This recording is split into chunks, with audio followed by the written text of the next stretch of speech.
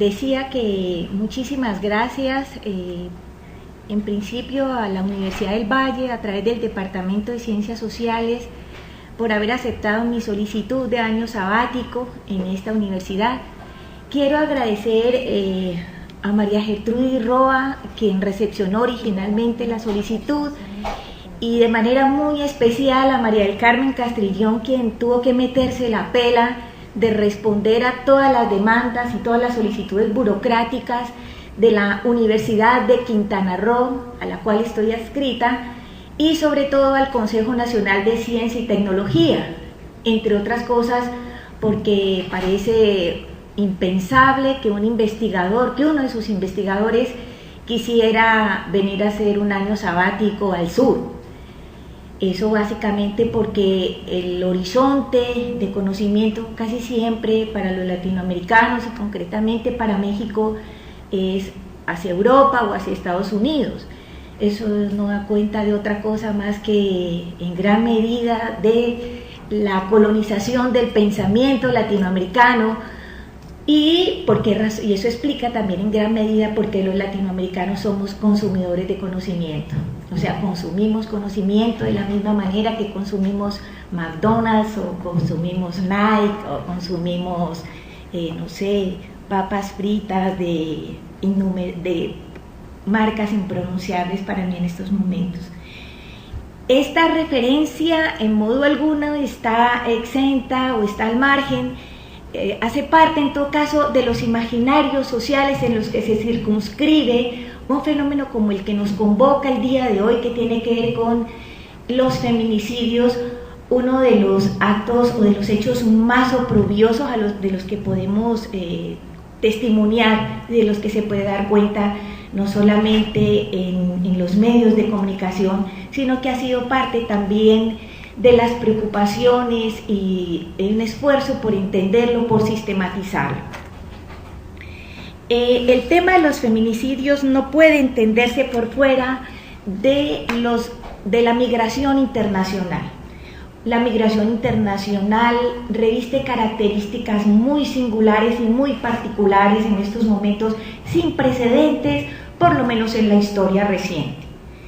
Y de eso da lugar, entre otras cosas, o tiene por sus diversas características, no solamente por el flujo, la cantidad, el volumen de población que se desplaza, las distancias recorridas, las narrativas a las que ha dado lugar, las biografías del peligro en el sentido de Ulrich Beck y, entre otras cosas, por los posicionamientos ideológicos, políticos en torno al fenómeno migratorio. En ese sentido, nosotros podemos decir que no ha sido, la migración internacional no ha existido toda la vida, y eso me parece que puede ser redundante, puede ser incluso una perogrullada, pero no me quiero privar del deseo de volverlo a poner de manifiesto. Las características de la migración internacional y la migración internacional tal cual como se expresa en estos momentos es una condición y responde también a una condición histórica en el marco de la creación de los estados nacionales. Los estados nacionales no han existido toda la vida, al punto que son una construcción histórica muy reciente. En América Latina nosotros vemos que en 1982 se constituye el último estado nacional latinoamericano independizado del Imperio Británico, de la colonia británica. Y ya no digamos de países como Palestina y países del continente africano que apenas están en proceso de construcción de los estados nacionales. En ese sentido, el cruce de fronteras internacionales reviste peculiaridades marcadas por la transhumancia y el desarraigo. Bien, en ese sentido, nosotros podemos advertir que en un marco, en un auge de la migración internacional, en el marco de la globalización, se revelan dos fenómenos paradójicos. porque la globalización entendida pues como el proceso de interacción, de la interacción humana a escala ampliada, de un proceso de interconexión, de un proceso de interconexión y de interdependencia, por supuesto que no se revela en condiciones simétricas y que, respondiendo precisamente a las diversas circunstancias históricas, esos intercambios, los procesos de desregularización económica tienen resonancias y tienen impactos diversos y connotaciones diversas para las diferentes regiones del planeta.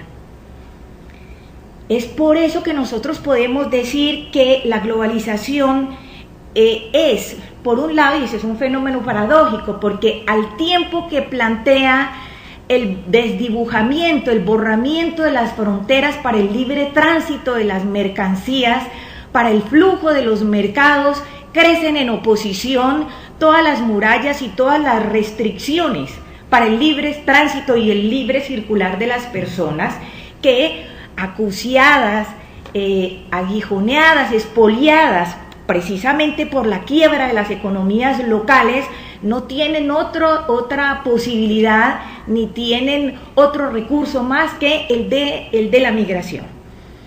Esto, por supuesto, tiene diferentes respuestas. Desde el punto de vista político, nosotros podemos ver, en términos de las restricciones, no solamente son en el plano discursivo, sino que se ponen de facto, son acciones de facto puestas de manifiesto en la construcción, por ejemplo, de uno de los muros actuales de la vergüenza, como es la construcción del muro a todo lo largo de la frontera mexicana, de cerca de 3.500 kilómetros de frontera. No solamente en ese sentido, sino que crecen también los mecanismos de seguridad, y todo esto está anclado precisamente, y esta es una de las características y de las paradojas de las que acabo de hablar, porque precisamente eso tiene también una contrapartida en el plano ideológico, donde los migrantes han reemplazado la figura de los comunistas, que otrora fueron los señalados como el enemigo público, es decir, esta construcción imaginaria que requieren todos los imperios del enemigo, precisamente para facilitar la cohesión y para el resguardo y salvaguardar esquemas ideológicos, culturales, económicos y políticos. El migrante ha reemplazado entonces al comunista, al narcotraficante, al delincuente, es decir, hay una criminalización de la migración. Y eso se pone también de manifiesto en la creación por ejemplo, de la ley SB 1070, la ley Arizona, por ejemplo, que ha sido aprobada con la derogación de algunos de los puntos más controvertidos, como el hecho de que una autoridad dentro del territorio norteamericano podía detener a una persona bajo la sospecha de ser un migrante indocumentado. Es decir, hay todo un estigma y una construcción ideológica, unos imaginarios que en modo alguno estoy pensando imaginarios como sinónimo de imaginación. Estoy hablando de un proceso construido culturalmente, donde el inmigrante se convierte en sinónimo del peligro, es sinónimo de lo impuro, es sinónimo de amenaza. En ese sentido, también nosotros tenemos que advertir que esto responde también, esto se moviliza, es decir, esto no es estático, porque se moviliza también dependiendo de las coyunturas políticas y sobre todo de las exigencias de los mercados y de la producción. Muy bien, esto por supuesto tiene un relato paralelo, que es el que en todo caso vale la pena precisar en algunas de sus variantes más panorámicas. Es decir, el relato académico. Tenemos por un lado, para sintetizar, la construcción de todo un discurso ideológico, político, de una serie de normatividades jurídicas, de una serie de acciones policíacas concretas, de una construcción imaginaria, insisto, de los migrantes, y tenemos por otro lado un discurso académico que trata de capturar insistentemente los determinantes, en todo caso para tratar de identificar el derrotero de las migraciones. Esto se revela por lo menos en dos enfoques polarizados desde el punto de vista teórico. El paradigma económico en gran medida ha preñado y ha permeado y ha posicionado, es decir, siempre ha sido un paradigma de vanguardia para el análisis de las migraciones, es decir, cuáles son los detonantes a nivel estructurales, a nivel macro, que precipitan y dan origen a la migración. En ese sentido, los análisis identifican cantidades, flujos, remesas, movimientos de capital, en fin, todo lo que tiene que ver con la dinámica estructural y sistémica, en este caso del capitalismo. Un enfoque polarizado, es decir, el otro lado del análisis, es el que hace descansar la perspectiva del análisis migratorio en los individuos. Es decir, el individuo aparece allí como artífice, creador de su propio destino y libre en su decisión de tomar el tren, el avión o lo que fuese necesario para cruzar fronteras. Ambos enfoques presentan realidades en estratificaciones. Sin embargo, esta última tiene, la dificultad, si bien la primera hay un desdibujamiento de las narrativas humanas y biográficas, insisto, esto que Beck llama biografías del peligro. Por otro lado, las otras, al insistir en que son los individuos, en las decisiones y los deseos y las expectativas de los individuos, donde es posible identificar las causas de la migración, dejan de lado que efectivamente cada individuo es un precipitado de historia y que los individuos somos producto e hijos de nuestras circunstancias históricas. Un cruce de caminos, al estar estos dos enfoques polarizados, un cruce de caminos señala que en la decisión de emigrar operan ambas entidades, es decir, aspectos estructurales y eso que llaman una división entre las razones, que son de tipo estructural, y los motivos, que son de tipo circunstancial, que son de tipo biográfico. Pero que también están alentadas las migraciones por un circuito, un sistema de redes, y que están alentadas también por los imaginarios y las experiencias de otros migrantes. Así las cosas, el paradigma, más ocurrido en estos momentos, ¿cómo dicen aquí los caleños? Como el chacho, como así, ¿cómo dirían? Así como el paradigma así más ocurrido, el muy querido, al que todos los investigadores se sienten muy atraídos, es el paradigma transnacional. Y es el paradigma transnacional en las migraciones porque ha logrado, entre otras cosas, dar cuenta de las migraciones como hechos exitosos, como revela, y lo han hecho de alguna manera, si bien no a espaldas, lo ha hecho de los estados y las políticas internacionales. En todo caso, las redes para la migración, designadas con un término muy atractivo que es la dinámica causal acumulativa, es decir, tiene que ver con todo el capital social y cultural del cual disponen los migrantes, repito, con cierta autonomía de los estados nacionales para tomar la decisión de emigrar. Es decir, esto se revela en contactos, en red, en información, en puntos de llegada, en inserciones laborales. lo exitoso de este enfoque, porque además está ampliamente documentado, sobre todo a partir de la experiencia de la migración mexicana en Estados Unidos. Descubre también que estas migraciones y las características tan singulares y tan peculiares que puede tener en estos momentos tiene que ver con una revolución en el campo de las tecnologías informático-comunicativas. Es decir, que permite la conexión de una comunidad emisora y una comunidad receptora, por utilizar los términos clásicos, y que se produzcan impactos en una región que han sido resonancia o repercusiones de circunstancias que pasaron en otro lugar. Por otro lado, permite una comunicación con un grado de simultaneidad.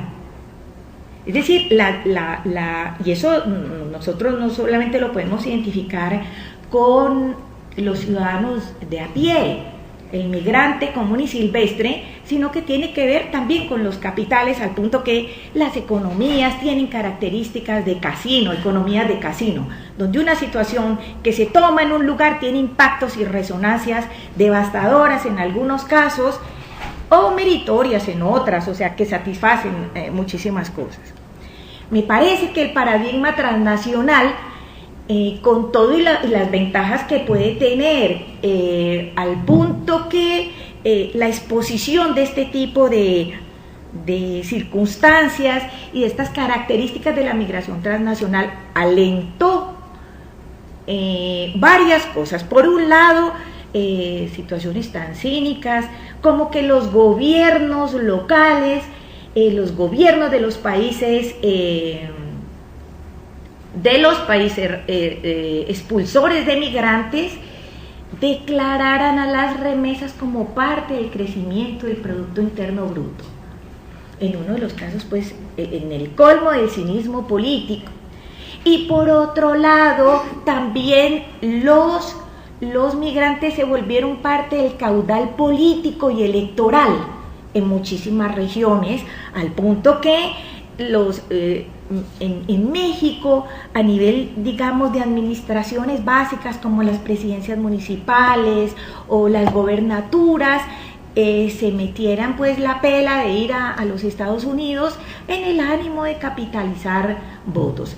En ese sentido, incluso fue muy significativo muchas regiones del país, del centro y del norte del país, que en realidad no solamente el voto definitivo para que alguien se posicionara o tuviera la investidura de un cargo político, lo decidieron los migrantes, sino que de alguna manera la legitimidad de muchos gobiernos es decir, que en muchas circunstancias no adquirieron con la población con la que tenían una interacción cara a cara, lo encontraron afuera.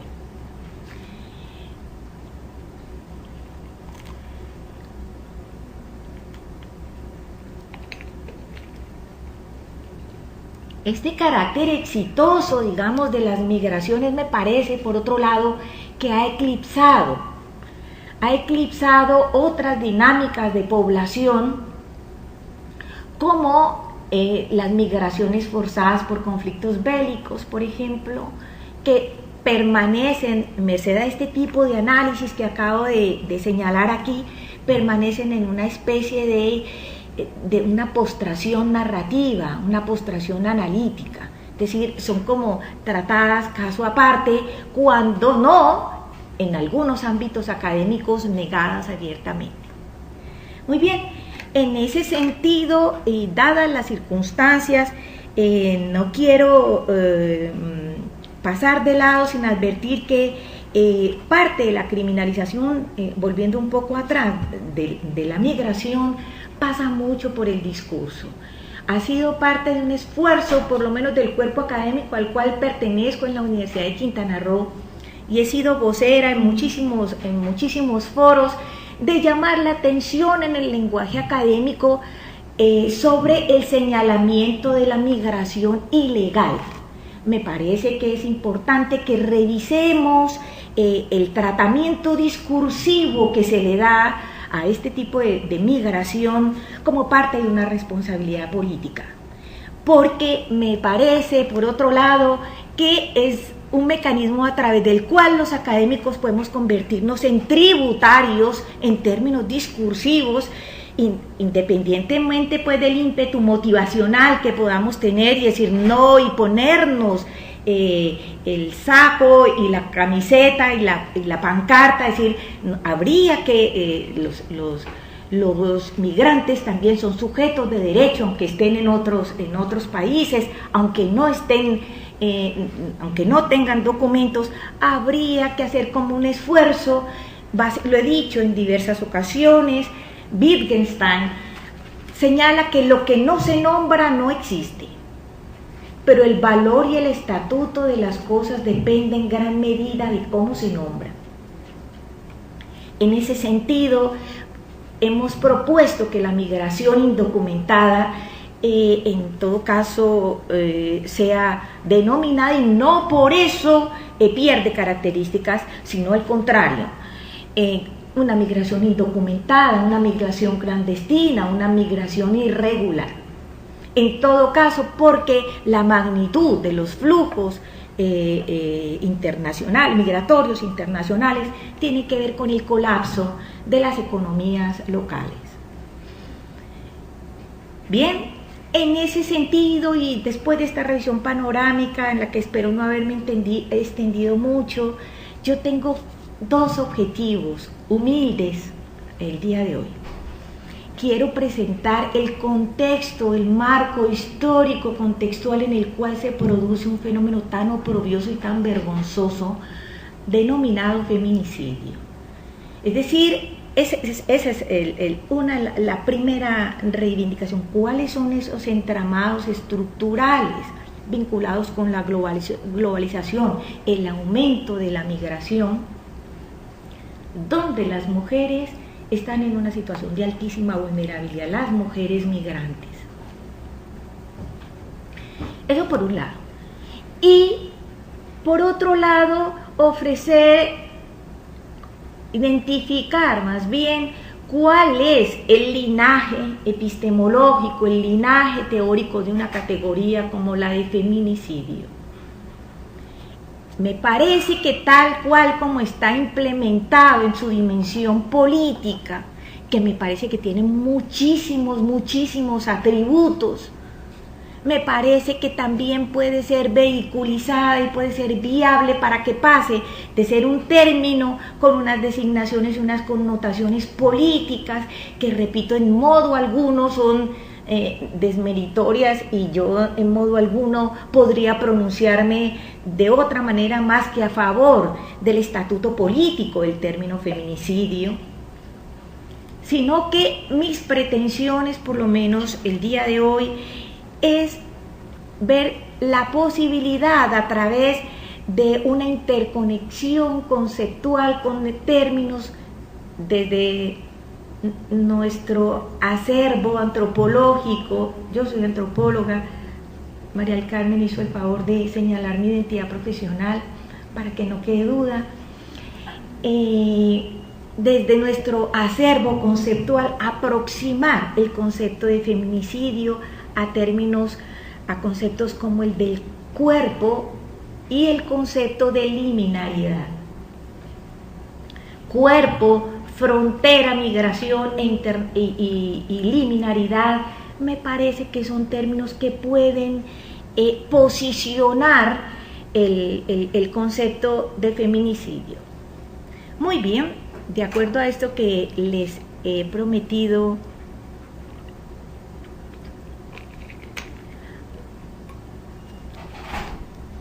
los feminicidios, el tema de los feminicidios en México aparece como tal en ese nombre más o menos a partir de 1993, con la exposición amarillista primero de medios de comunicación y después con franca alarma por muchos sectores de la sociedad por el aumento y el volumen de mujeres asesinadas en algunas ocasiones en un promedio de 2 o 3 mujeres por semana, en una zona a todo lo largo de la frontera norte y de manera concreta en Ciudad Juárez, la ciudad más importante del estado de Chihuahua, un estado fronterizo. Para los que no recuerden, Chihuahua de allí era Pancho Villa. Muy bien, en ese sentido quiero que miremos algunas consideraciones históricas. Las mujeres que son asesinadas o que han sido asesinadas, sobre todo se conocen y aparecen con todos estos expedientes bajo el membrete de las muertas de Juárez, está íntimamente articulado al tema migratorio y a la globalización y a la implementación de la maquila en un esfuerzo de sustitución del modelo de importaciones. Es decir, la instalación de las maquilas a todo lo largo de la frontera norte empieza más o menos en los años 70, una respuesta para resolver la situación de los migrantes retornados después de que llegara a su término el famoso programa Braceros, que a lo mejor ustedes conocen. Es decir, el programa Braceros, ya no se puede hablar de la migración en esos términos porque la migración internacional en México, el tema de los braceros responde a un momento coyuntural muy preciso de la historia y de la agenda bilateral entre México y Estados Unidos. El programa Braceros consistía en una especie de acuerdo comercial donde Estados Unidos, que todavía no había construido este muro vergonzoso y oprobioso que Isabel nos hizo el favor de mostrarnos hace un ratico, abría sus fronteras para que llegaran los migrantes a trabajar en varios rubros de la producción, sobre todo agrícola. Cuando se terminen los años 60 y se empiezan a rigidizar las políticas migratorias y además en una situación que auguraba pues el inicio de la crisis económica, no solamente que vive México, sino que vive el capitalismo en general, se crean las famosas maquilas. La industria de la maquila son fábricas de ensamble, básicamente, o siguiendo un modelo donde una parte de un aparato se hace en un país y un país se convierte, digamos, como el que hace las partes y se ensambla en otro, es decir, lo que llaman una producción compartida. México responde a esto no solamente con capital interno, con la industria interna, sino que también ya más o menos en los años 80 se abre a una economía global con los tratados de libre comercio posteriormente, que no son otra cosa que un proceso de desreglamentación, de desregularización económica, y tiene que ver con varias cosas. Es decir, esto no es solamente un pronunciamiento ideológico, sino que nosotros, ni siquiera discursivo, sino que nosotros podemos identificarlo en varias cosas. Por ejemplo, anteriormente México permite o abre las puertas al capital privado para que permite la creación de empresas y fábricas en México. Voy a poner el caso concreto de la Volkswagen. La Volkswagen llega, instala una industria allí, pero es decir, la reglamentación laboral está bajo el escrutinio cuidadoso y pormenorizado del Estado, que cuida la legislación laboral. Bien, exigía también que la instalación, esa inversión privada mantuviera activas las diferentes cadenas productivas. Es decir, la Volkswagen decía, yo voy a hacer este coche. En términos de los motores, aquí lo voy a ensamblar y lo voy a hacer, y los alemanes deciden hacer eso allí por una razón muy elemental, porque la mano de obra es mucho más barata. Entonces instalan esto, pero la Volkswagen estaba obligada a comprar, por ejemplo, los elevadores de las ventanillas a los mexicanos, las llantas, los botones, los focos, es decir, muchísimas partes. Eso permitía una inversión con ganancias para la inversión internacional, la inversión extranjera, pero al mismo tiempo fortalecía, tal vez no en la misma medida, pero fortalecía y permitía la reactivación económica y, repito, el encadenamiento de los diversos sectores productivos. Con la apertura del Tratado de Libre Comercio no. Esto se rompe y entonces nosotros vemos que las maquilas, por ejemplo, o cualquier industria, invierte en México por la misma razón, porque hay un ejército de mano de obra barata disponible. Invierten, pero ya los contratos laborales, la legislación laboral, ya no está bajo el escrutinio del Estado. Es decir, y se establece bajo la modalidad del outsourcing. Es decir, en el sentido, el outsourcing fronterizo o el outsourcing deslocalizado. Esta última figura del outsourcing deslocalizado permitía que una empresa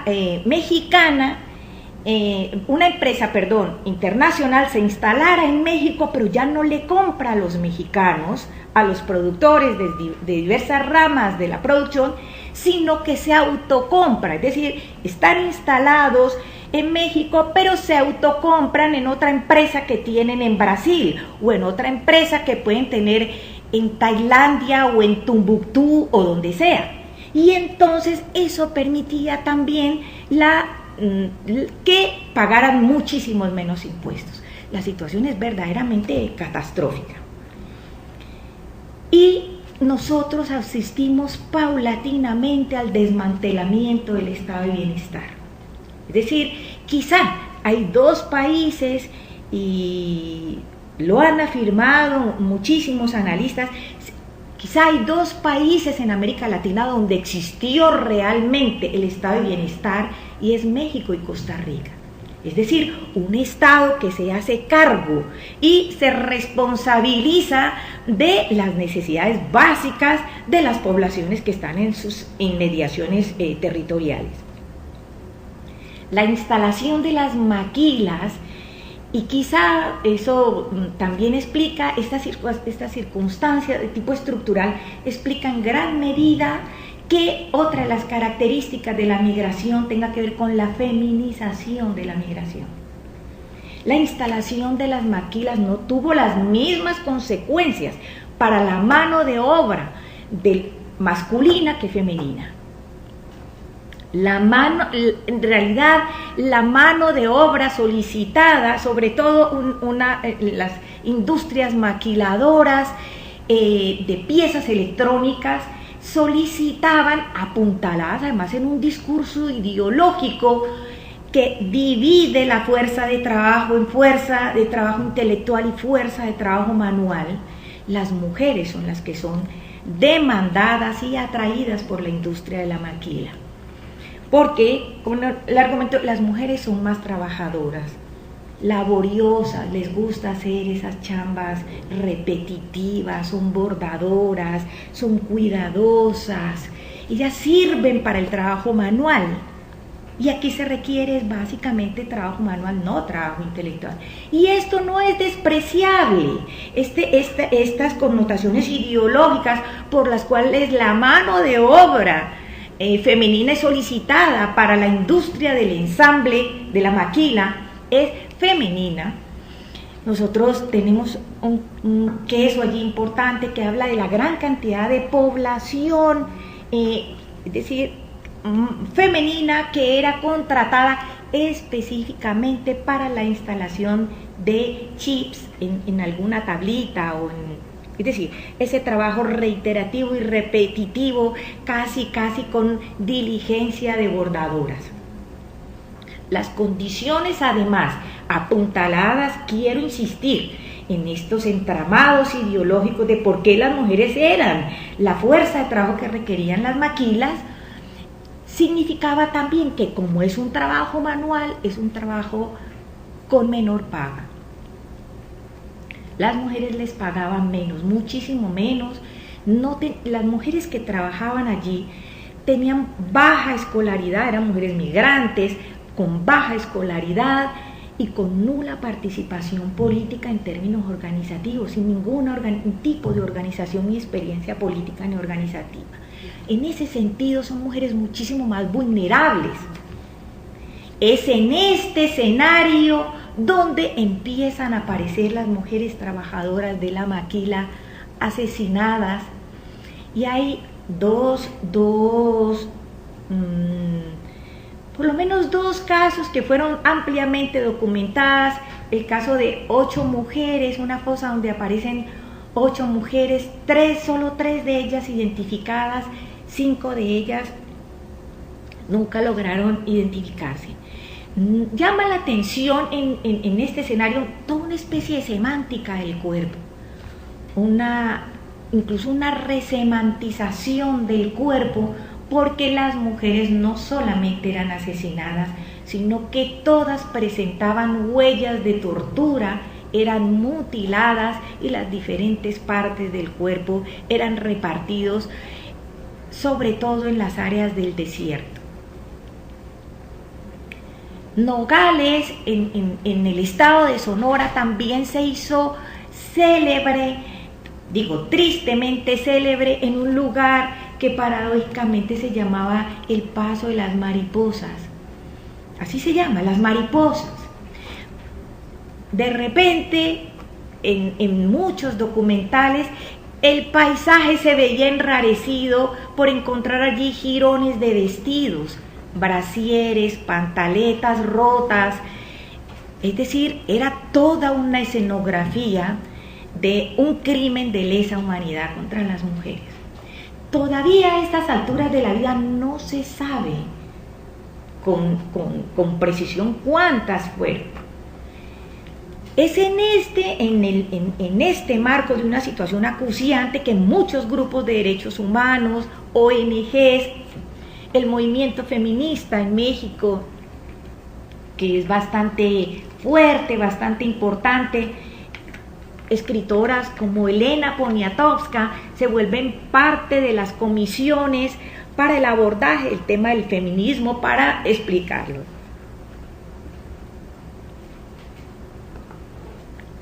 Se han establecido 1000 hipótesis, desde un asesino serial, desde asesinatos para la industria snuff, es decir, psicóticos, locos. Se establecieron una cantidad de hipótesis, todas ellas fallidas. Muy bien, en este sentido se crea, y es en este marco histórico referencial, que a eso que se llamaban así, muertas de Juárez, además del lado de esto que aparecía como las muertas de Juárez, y cada vez más muertas y muertas y muertas y muertas, aparecen, como les decía, el término de feminicidio. El feminicidio tiene sus antecedentes en el término acuñado en un libro de 2 autoras. ¿Sí? ¿Lo quiere regresar? Que es un libro que habla de los femicidios, y otra autora que habla de generocidios. Es decir, hubo una baraja de términos, y aunque todavía está en discusión la autoría, digamos, del término, se le achaca, en el buen sentido, sí, porque eso puede también tener connotaciones negativas, a Marcela Lagarde. Marcela Lagarde es una antropóloga mexicana, dicho sea de paso, profesora mía por allá hace una pila de años, bueno, no tantos, hace unos años. Marcela Lagarde acuña el término feminicidio. ¿Para qué? Porque las voces derivadas de femicidio, generocidio, eran muy homologables a homicidio. Marcela Lagarde lo que intenta es que eso tenga un estatuto específico de asesinatos oprobiosos cometidos en contra de las mujeres, y además tiene la definición: un feminicidio es un crimen de odio en contra de las mujeres. Esto sirvió políticamente para, en todo caso, llevar a México ante la Corte Internacional de Derechos Humanos. Por primera vez en la historia, por lo menos de un país de América Latina, un país es enjuiciado y sancionado y condenado culpable por la negligencia y el tratamiento que le dio al caso de los feminicidios.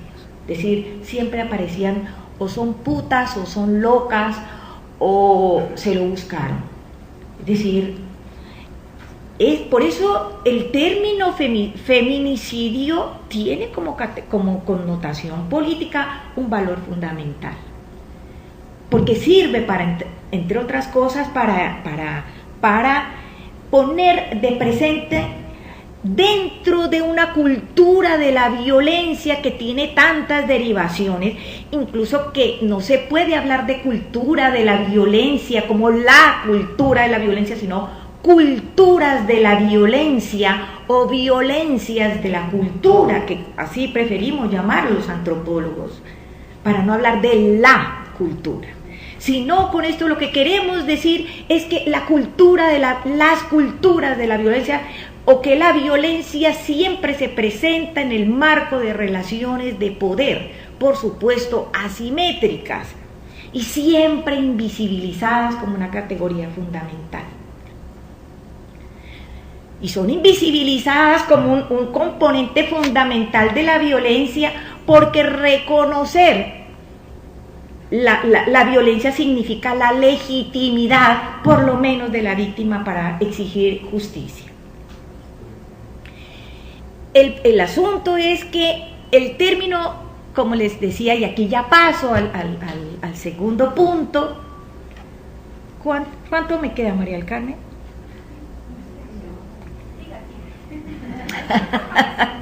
Son las 11. 2 segunditos, juro que 2 segunditos.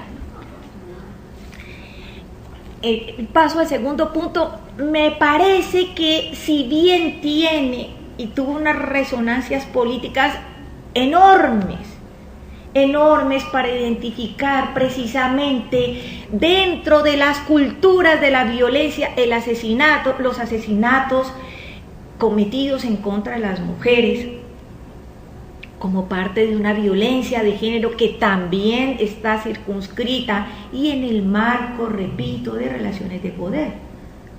Sin embargo, cuando ellas amplían esto, y por razones de tipo político muy loables, por cierto, a los asesinatos de mujeres a manos de sus parejas, asesinatos de mujeres en situaciones de guerra, asesinatos de niñas incluso a manos de sus padres.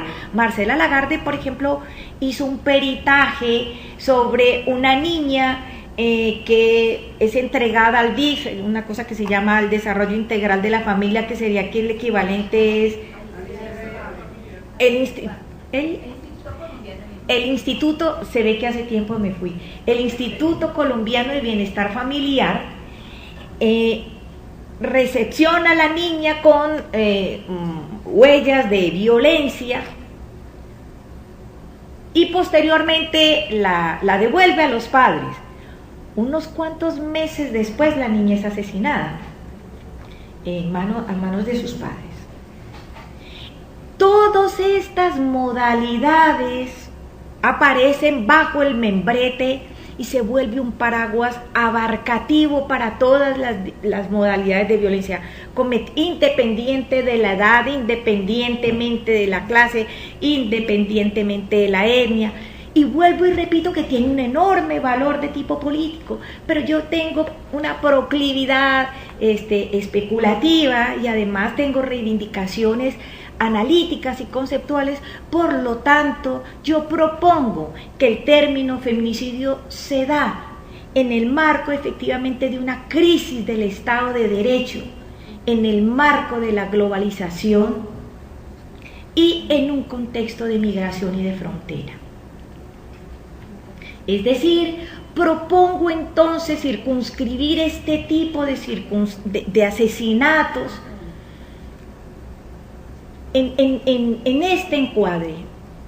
Políticamente es viable, y me parece muy importante, abrir el paraguas, abrir la cobertura para que arrope y cobije desde el punto de vista jurídico todas las modalidades de violencia contra las mujeres, independiente de la edad y todas estas categorías y clasificaciones y taxonomías de las que acabo de hablar.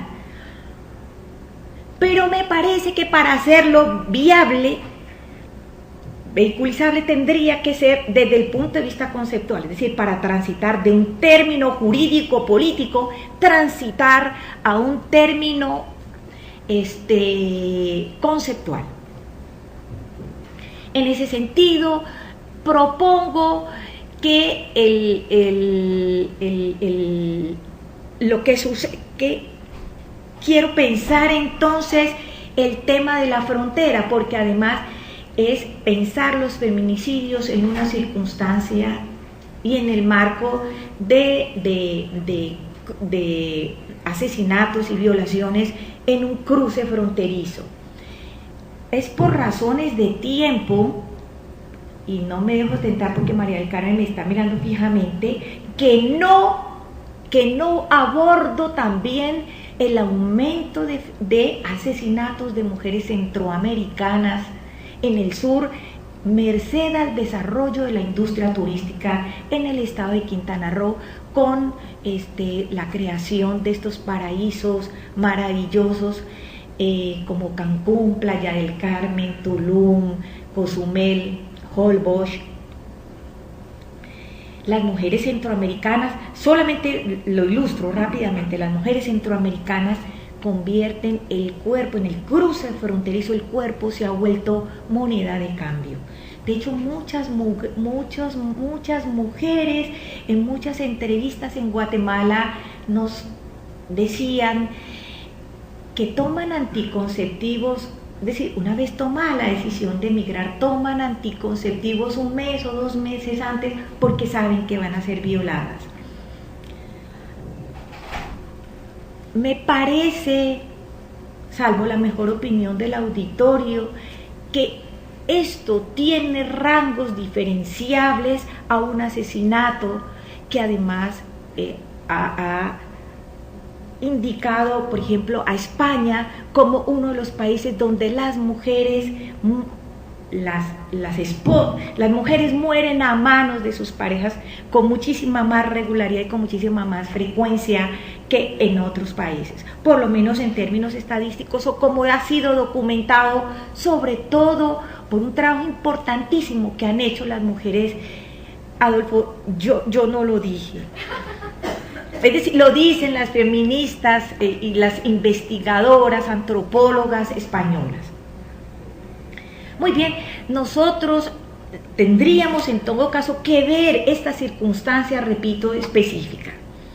En ese sentido, quiero acuñar para pensar el término de frontera no solamente en su designación y en sus connotaciones de límite, porque el límite, es decir, que permite la diferenciación, los contornos territoriales de una entidad jurídica, política, en este caso México o Estados Unidos, visto desde el punto de vista geográfico, pierde de la vista que la frontera ante todo es una relación que se define por exclusión. Es decir, es una relación porque no hay frontera de un lado si es que no se reconoce el otro lado. Pensar la frontera solamente de un lado significa que pierdes la dimensión de lo otro con el cual es posible definir lo uno. No existe lo uno más que porque está lo otro. Una frontera, y en ese sentido es significativo, y repito, ese muro de la vergüenza, es decir, los norteamericanos se encierran, digamos, se amurallan en sus confines para evitar el paso de los mexicanos, de los centroamericanos y sudamericanos también, que se aventuran al cruce fronterizo, quien pierde la llave de su casa, se me acaba de ocurrir un ejemplo un poco gráfico, quien pierde la llave de su casa está encerrado en la calle, si no puede entrar. Tan encerrado como el que está dentro de la casa con llave y no puede entrar. Es decir, son relaciones, es decir, no se puede pensar en un análisis de la frontera lo uno sin lo otro. En ese sentido, me parece que es muy importante pensar la frontera como una relación, repito, definida por exclusión. Es una relación asimétrica, porque lo uno es todo aquello donde no cabe lo otro, y sin embargo eso otro es lo que me permite saber quién soy. Bien, en ese sentido voy a pensar, ya para cerrar, en el concepto de liminaridad. El concepto de liminaridad es un concepto acuñado por un antropólogo, el antropólogo Víctor Turner. Víctor Turner, en un enfoque estructuralista, desde la perspectiva de la antropología simbólica, plantea este término para el análisis de los rituales de una comunidad africana llamada los Dembu. Me parece que ese término puede ser vehiculizado en la medida en que establece tres momentos. Un momento de separación del grupo, alguien que va en términos rituales, a transitar de una categoría social a otra, tiene que pasar por un ritual de paso que reconoce primero la separación, después un estado margen liminar y después una agregación. He traído sin esfuerzo, es decir, más bien con muchísimo esfuerzo, y lo propongo pues a efectos de un escrutinio, lo presento eso como lo que es, como una propuesta para pensar los feminicidios en una situación de frontera y por qué las mujeres son especialmente vulnerables en este marco. Las fronteras son tierra de nadie, porque las fronteras solamente pueden servir para marcar esos contornos, pero también solamente están para ser atravesadas. Nadie puede vivir en una frontera porque la frontera es indefinición. Nadie puede vivir en la indefinición. Por eso el migrante cruza una frontera. Nadie se queda a vivir en una frontera, repito. Y Ciudad Juárez es una ciudad fronteriza que pudo, digamos, retener y atraer población migrante, como les decía, merced a la instalación de las maquilas, y sin embargo no deja de ser una ciudad de tránsito.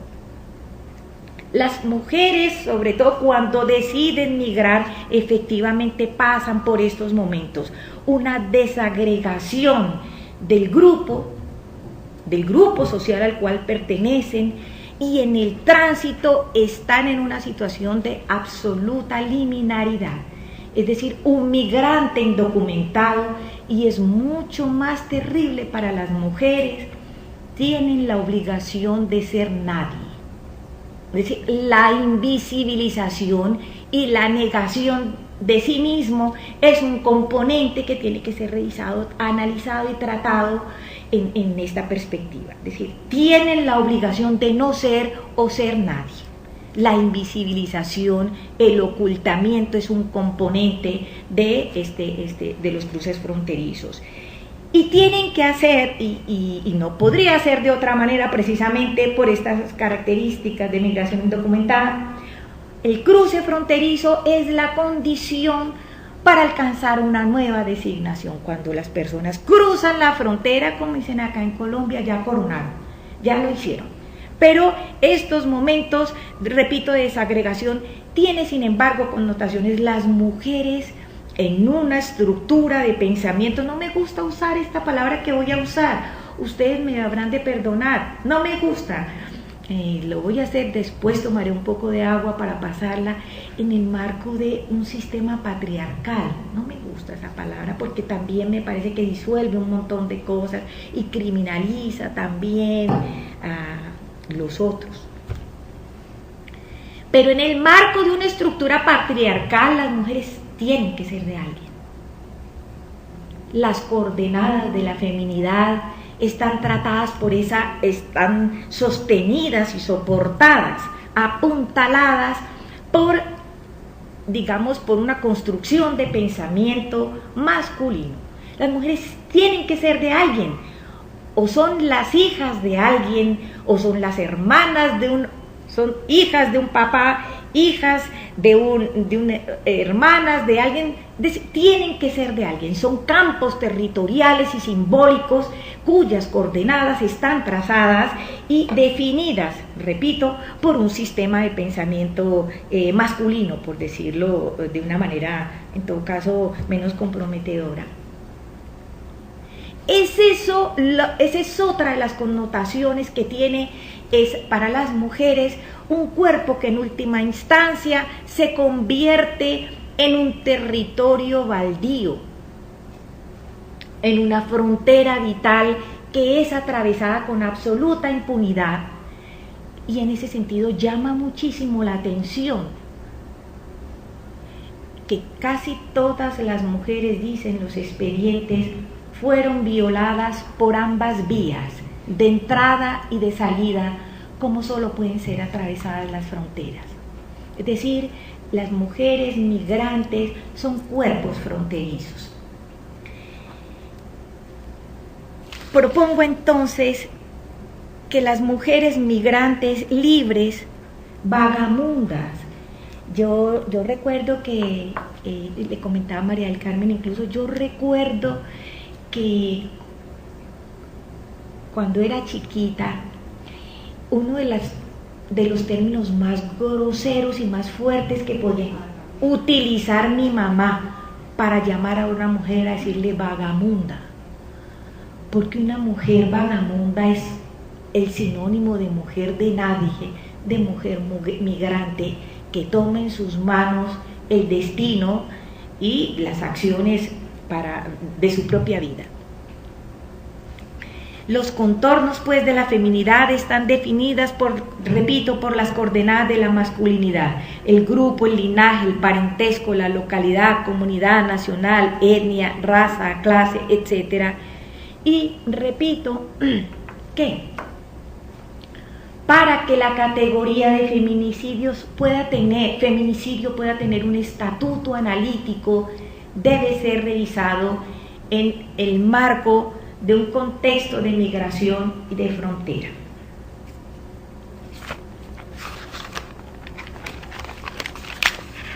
Entonces, así fue. Rectas, agudas, palpitantes, pasaron. ¿Hacia dónde? Hacia el norte, hacia el oeste, hacia la claridad, hacia la estrella, hacia el peñón de soledad y sal, donde el mar desbarata sus relojes. Pero en la muchedumbre de las aves rectas a su destino, una bandada y otra dibujaban victorias triangulares, unidas por la voz de un solo vuelo, por la unidad del fuego, de la sangre, por la sed, por el hambre y por el frío, por el precario día que lloraba antes de ser tragado por la noche, por la erótica urgencia de la vida, la unidad de pájaros volaba. Del poema Migración de Pablo Neruda. Muchas gracias.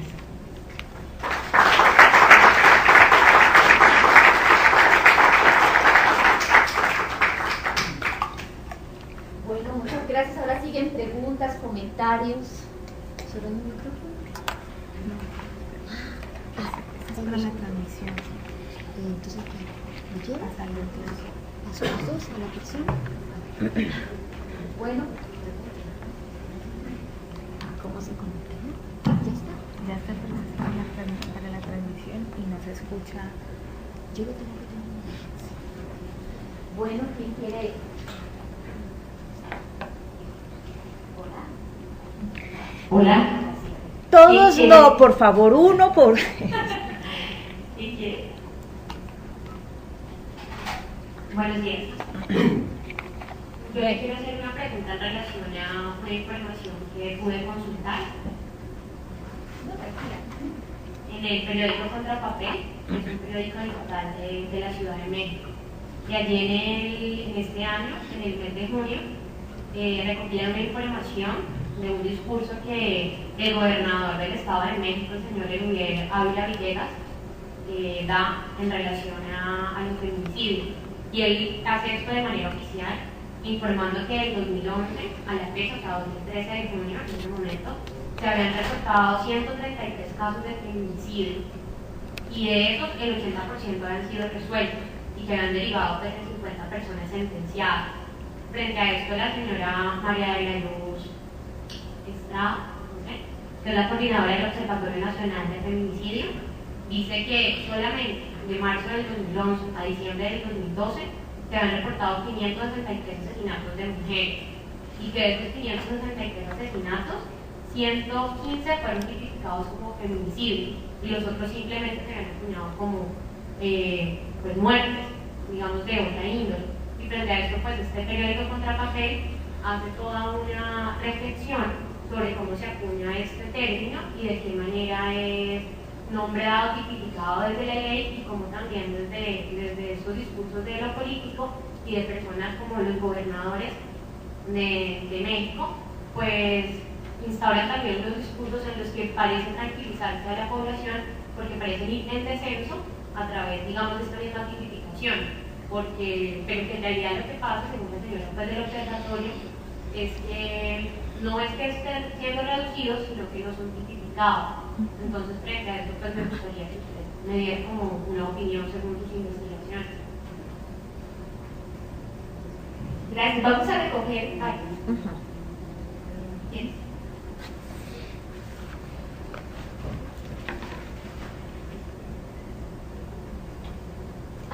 ¿No? Sí, la pregunta, aunque usted lo mencionó, pero a ver si de pronto nos podría ampliar sobre las diferentes hipótesis que se han planteado y por qué se han descartado, y en especial la referente a la industria del cine snuff. A mí me gustaría saber un poquito más de las mujeres. Un poco su procedencia, sus relaciones familiares, su etnicidad. Me interesa mucho saber si hay mujeres indígenas dentro de las mujeres asesinadas. Gracias. ¿Una más por aquí o podemos responder? Vamos a responder.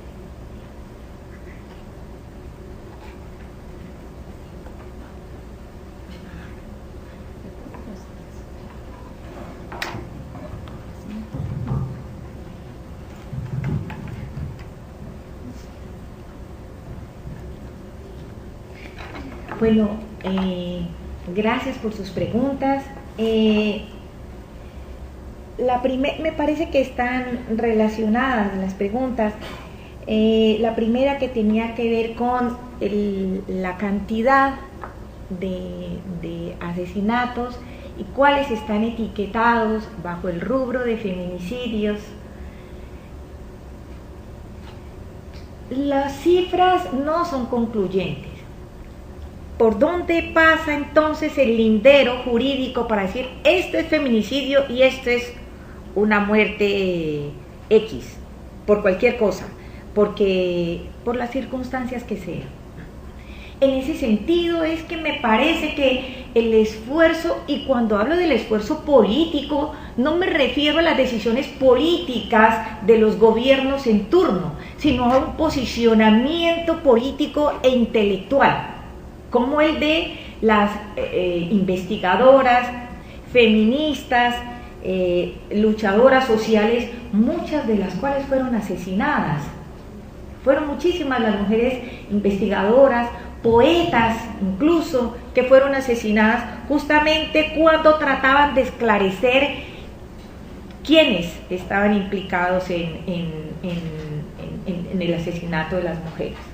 Es precisamente por esto que hay un posicionamiento político, repito, diferenciable en términos del ejercicio político como se conoce vulgarmente, en términos de quienes toman las decisiones, sino un pronunciamiento en el sentido de hacer vehiculizable el término en términos jurídicos, para que pudiera cubrir no solamente, en este caso, las mujeres asesinadas en situaciones de frontera, sino debido al volumen, a la cantidad de mujeres asesinadas en México, que, repito, experimenta y tiene un repique. Es decir, no quisiera que nos fuéramos de aquí con la idea de que uno va por la calle en México y entonces puede salir alguna bala o alguien lo agarra a uno. Es decir, no quisiera. Por eso es muy importante que nosotros identifiquemos cuál es el marco en el que se producen estos asesinatos. Y el esfuerzo, entonces, si bien no hay unas cifras concluyentes, respondiendo a la primera pregunta, si bien no hay una cifra concluyente de cuántas fueron, y cuáles se pueden llamar feminicidios y cuáles no se pueden llamar feminicidios, y ese es, digamos, todo el pantano jurídico en el que está la categoría, y que, les repito, hay un esfuerzo por hacerlo extensivo. Feminicidios son las muertes y además definidas como odio de género, asesinato de mujeres por el solo hecho de ser mujeres, que sin embargo, como les decía, para mí tiene unas implicaciones de tipo conceptual, porque me parece que no aplica en todos los casos, pero que me parece que políticamente es un recurso para el darle seguimiento y darle curso y hacer justicia sobre los asesinatos, independientemente de la causa que sea, porque además casi siempre aparecen como casos de justicia sin resolver. Muy bien, en relación a las hipótesis descartadas, y es que fueron muchas, como les decía, asesinatos vinculados a la pornografía, asesinatos que incluyeron la participación de autoridades políticas estuvieron implicadas, y quizá eso explica en gran medida por qué tantos activistas políticos, tantos activistas sociales fueron perseguidos y fueron asesinados cuando intentaron esclarecer. También hubieron una cantidad de chivos expiatorios que están en la cárcel precisamente porque en la jerarquía social, económica, social y política es fácil imputar responsabilidades a alguien en situaciones de vulnerabilidad. No es concluyente la situación, no se sabe quién fue. Por eso me parece que hay que pensar el problema de los feminicidios en el marco de culturas de la violencia, en el entramado, repito, como les decía hace un momento, de relaciones asimétricas y de poder. Y por otro lado, también se llamó feminicidio al caso de una anciana que fue violada repetidas veces pasando por un campamento del ejército, y soldado a una mujer como de unos 60 años, 70 años, fue violada en repetidas ocasiones, y ella muere precisamente por esto. Y después, ante el escándalo que se produjo, lo oprobioso de la situación, Felipe Calderón dijo: en realidad ella murió de gastritis. Esto es lo que genera tanta conmoción y tanta indignación. Entonces, de allí este esfuerzo y esta reivindicación por que la categoría de feminicidio tenga un estatuto político vehiculizable, operacionalizable. No sé si con eso respondo a las preguntas. Lo de la etnia. Sí, les decía que las mujeres de la maquila, si bien no existe específicamente una designación de tantas mujeres son indígenas, no hay una clasificación en ese sentido, muy probablemente haya habido mujeres indígenas. Por eso le comentaba que la indígena, la señora indígena violada de la población de Guerrero, de Songolica, se considera como un feminicidio. Es decir, porque las mujeres migrantes, las mujeres en su condición de etnia, son mujeres muchísimo más vulnerables a ser violentadas, sobre todo en una franja, en una situación liminar, como les decía hace un momento. ¿Alguien más?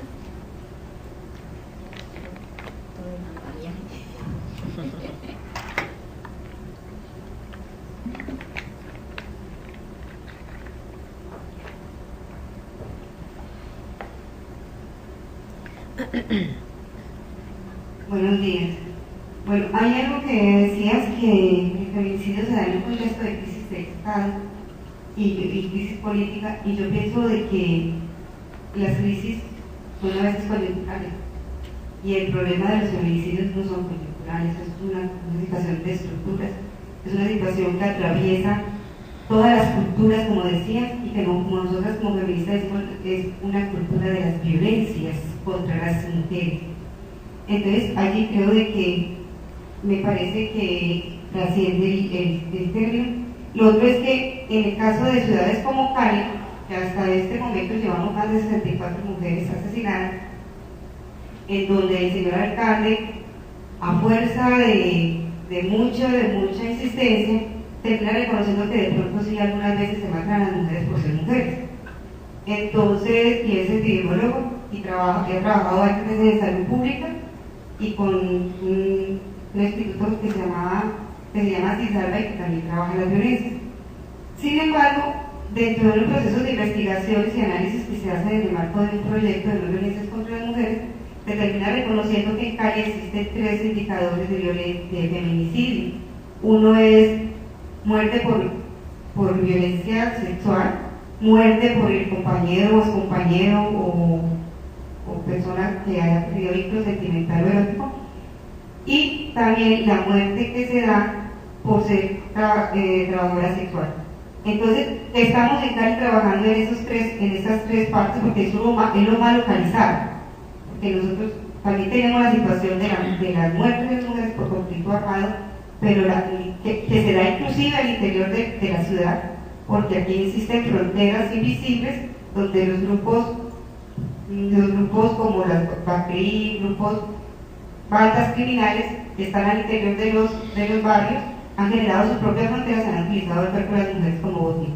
Entonces, eso me parece que, pues, porque también los feminicidios se dan desde un análisis localizado, como lo explica usted muy bien, y creo que desde allí también nosotros de las ciudades, desde el concepto de ciudad segura, también tenemos que hacer un análisis, porque no todos los crímenes se dan a las mismas horas y en las mismas condiciones para ser analizados y colocarlos a todos en el mismo rasero cuando se hace análisis en los observatorios.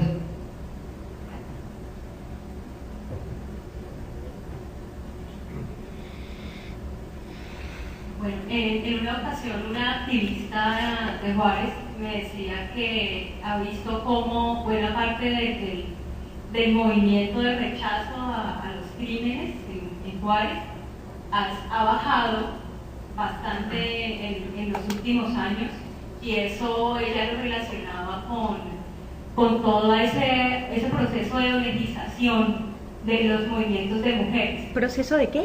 ONGización.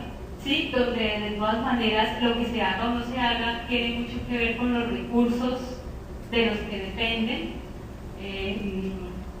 con fragmentar los distintos problemas que se dan sobre las mujeres por temas que compiten por recursos y tanto las investigaciones como el mismo movimiento cooptado y atrapado en esa lógica. Por otro lado, lo que ella me decía se conecta bastante con todo ese fenómeno que sucedió, por ejemplo, en el Kurdistán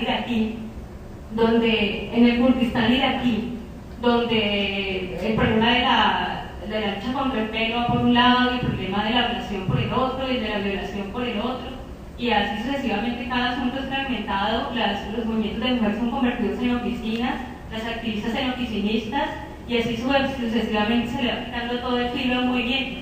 Y yo quería como conocer un poco su opinión al respecto acerca de tanto la denuncia, el conocimiento, la investigación y la lucha y la resistencia frente a eso. ¿Cómo ve usted ese proceso? Sí, definitivamente se ha quitado filo, si ha habido una cooptación, si lo que, pues, como concepto opinión al respecto.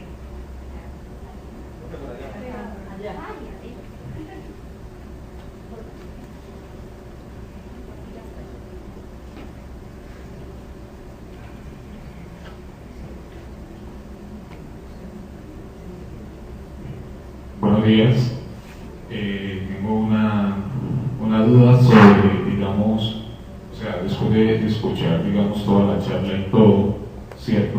Me queda, digamos, la duda de qué pasa si, no sé, no lo escuché, en determinado caso, en determinado momento, son las mismas mujeres las que empiezan a ser generadoras de la violencia.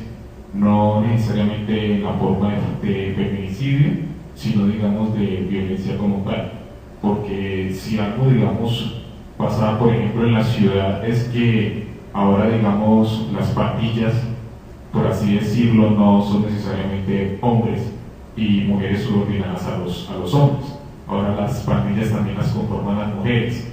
O sea, vos vas por la calle y vos ves 3 o 4 mujeres andando juntas y existe la posibilidad de que te roben o de que te hagan algo. Ya, entonces, digamos, no sé si de pronto en el caso que usted estudia, digamos que existen o están presentes, digamos, estas formas también de generadores de violencia, ¿ya?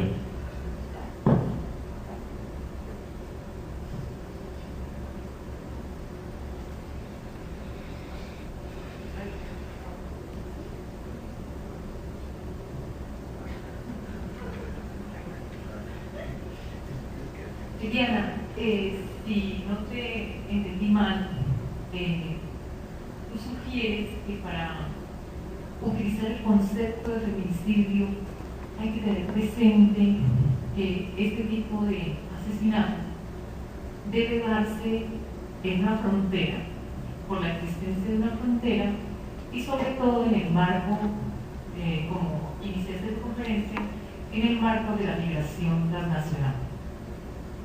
Si eso está claro, entonces podrías mostrar otros ejemplos en el mundo en los que ocurran casos similares a los que acontecieron en la frontera norte de México, porque cuando planteabas que las mujeres están en peligro en cada una de las fronteras, pues yo me imaginaba la frontera colombo-venezolana y me iba pues a Cúcuta y yo veía que a pesar de las dificultades que tenemos pues para transitar esa frontera que parece una frontera viva, pues nunca he tenido conocimiento de casos como los que ocurrieron en la frontera mexicana con los Estados Unidos. Sobre todo porque estas mujeres, si bien conozco algunos de los casos reportados, pues ninguna de ellas quiso pasar a los Estados Unidos, sino que en general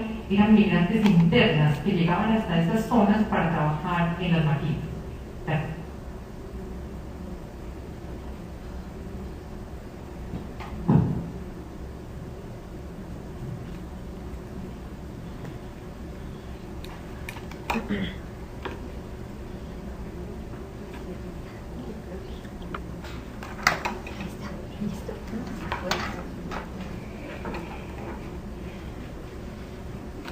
En relación a la primera pregunta, que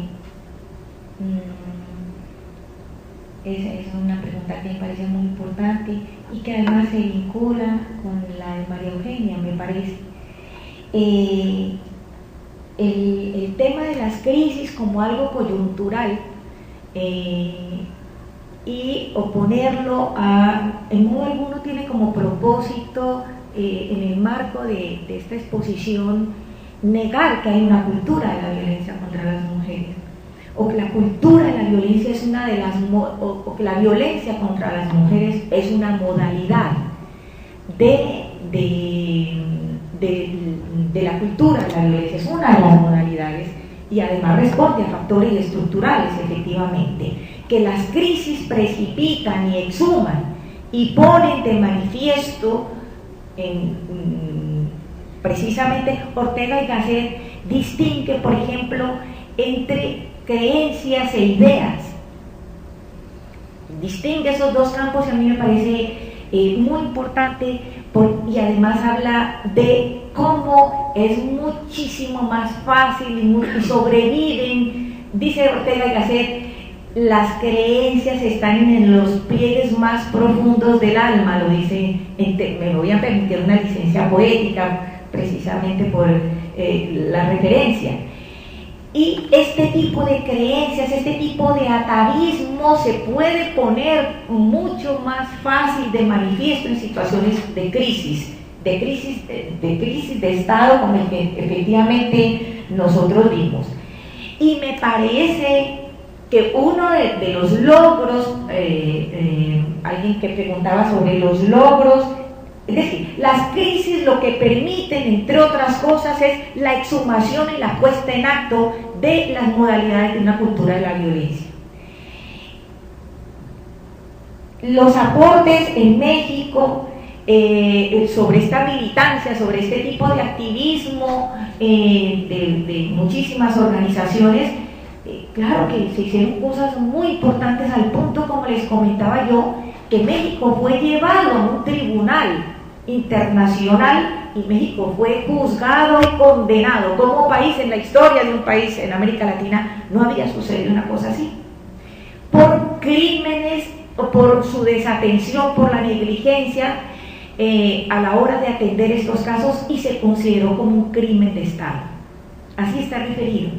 Y eso me parece una conquista, y eso se articula también a las debilidades de la crisis institucional, en general a la crisis institucional. En relación a la pregunta sobre las mujeres generadoras de la violencia, prefiero declinar a la invitación para responder a la pregunta. Prefiero declinar, porque además me parece que la pregunta misma, es decir, tiene muchos cauces, pero también puede poner de manifiesto la gran cantidad de atavismos de los que están preñadas las miradas. Por otro lado, la pregunta de María Eugenia, efectivamente, yo propongo que los feminicidios se producen en un contexto de migración y de frontera. Y lo propongo, repito, porque tengo pretensiones de vehiculizar y permitir que se transite de un término político que ya vimos que tiene magníficos resultados. Imagínense la violencia que viven las mujeres negras, las mujeres indígenas, todas las mujeres en este país, en el marco de un conflicto armado, y que el Estado colombiano pudiera responsabilizarse, pudiera ser llevado ante una corte internacional y ser responsabilizado de crímenes de lesa humanidad, efectivamente, que incluso su participación, su misma crisis, en un momento coyuntural o estructural, efectivamente no responde al esclarecimiento ni siquiera al reconocimiento de que efectivamente existen crímenes de odio. Haber indicado en ese sentido también vuelvo a la primera pregunta. La pregunta de María Eugenia me permite regresar a la primera pregunta sobre las crisis. Cuando nosotros estoy hablando de un contexto de migración y de frontera para reposicionar el concepto, y además he hecho un esfuerzo por ofrecer la historia de esas fronteras. No todas las fronteras tienen la misma historia, es decir, las fronteras tienen sus historias, y en ese sentido he apelado a la historia de esta frontera, a la circunstancia particular de esta frontera, que da cuenta precisamente del debilitamiento y la crisis del Estado de Derecho, entre otras cosas. Entonces, es verdad que no en todas las fronteras se producen estas circunstancias. A lo mejor no se han visibilizado todas, pero en todo caso, un cruce fronterizo, las fronteras presentan riesgos sobre todo para la migración indocumentada, porque no es lo mismo las relaciones fronterizas entre Colombia y Venezuela que las relaciones fronterizas entre Estados Unidos y México. No son lo mismo. Los niveles de asimetría, las diferencias culturales, las jerarquías, los sometimientos económicos, en fin, todo esto se vuelve una serie de componentes que permiten la precipitación en este contexto de los crímenes contra las mujeres, como acabo de señalar. Muchas gracias. Bueno, una más.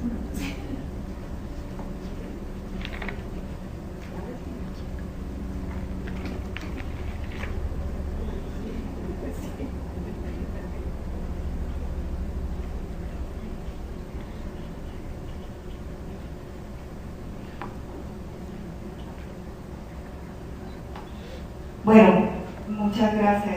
Soy Ana María Gómez Vélez y pertenezco a los grupos de poesía de Cali. En este momento, desde el 25 de septiembre hasta el 28 de septiembre, o sea, mañana, están en el encuentro de escritores por Ciudad Juárez. Allá en Ciudad Juárez están haciéndolo todos los días. Mañana va a haber una lectura mundial de poesía para Ciudad Juárez y para todos los lugares del mundo. Y aprovecho aquí también para invitarles, el domingo se va a hacer una lectura aquí en Cali, en el Parque del Peñón, también unida al grupo de escritores por Ciudad Juárez, de 4:30 de la tarde hasta las 5:30. Entonces, por ser el domingo 29. Mañana en muchos lugares del mundo va a haber lectura en más de 140 lugares. Aquí se va a hacer el domingo. Gracias.